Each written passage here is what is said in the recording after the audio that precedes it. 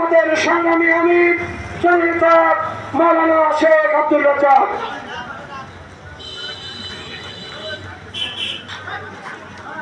সংগ্রামী জনতা, আসসালামু আলাইকুম ওয়া রাহমাতুল্লাহি ওয়া বারাকাতুহু। قال الله تعالى في القرآن المجيد وفرقانه الحميد ولا تهنوا ولا تحزنوا وأنتم الأعلون إن كنتم مؤمنين صدق الله العظيم। বাংলাদেশ জামাত ইসলামী সারা দেশে বিক্ষোভ সমাবেশ ও মিছিল এর আয়োজনের অংশ হিসাবে আজকে নাজিরপুর উপজেলা গেটে আমরা যে আয়োজন করেছি, এই আয়োজনের সংগ্রামী জনতা সকলকে আমার আন্তরিক শুভেচ্ছা এবং অভিনন্দন জানাচ্ছি। আমি আপনাদের সামনে পবিত্র কোরআনুল কারীমের থেকে একটা আয়াতের অংশ বিশেষ তেলাওয়াত করেছি। এই আয়াতে আল্লাহ রাব্বুল আলামিন ঘোষণা করেছেন, ওয়ালা তাহিনু ওয়ালা তাহজানু ওয়া আনতুমুল আ'লাউনা ইন কুনতুম মুমিনিন। অর্থাৎ তোমরা হতাশ হইও না, তোমরা ভয় পেও না, বিজয় তোমাদের সুনিশ্চিত যদি তোমরা মুমিন হয়ে থাকো। প্রিয় ভাইরা, আমাদের একদল বন্ধুরা বলে পিয়ার কাকে বলে আমরা বুঝি না। ওনরা কিন্তু 1996 সালে তত্ত্বাবধায়ক কাকে বলে ওনরা বুঝতেন না।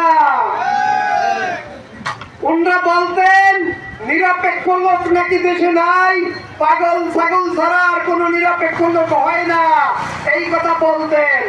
জামাত ইসলামী বুঝিয়ে দিয়েছে তত্ত্বাবধায়ক কাকে বলে।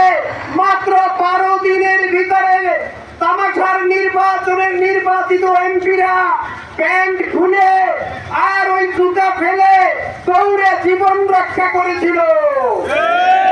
সুতরাং সময় থাকতে পিয়ার বোঝার চেষ্টা করুন।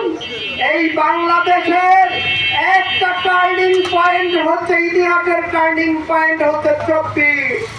সুতরাং হযরত মুহাম্মদ সাল্লাল্লাহু আলাইহি সাল্লামের জন্মদিবস পালিত হয় না,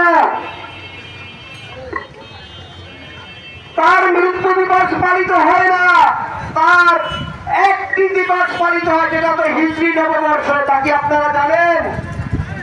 কারণ হিজরত ছিল ইসলামের ইতিহাসের একটি টার্নিং পয়েন্ট।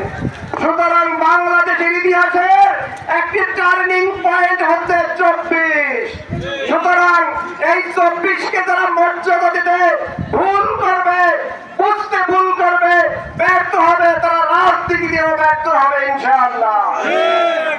আমাদের স্লোগান হচ্ছে দিল্লি না ঢাকা, আমাদের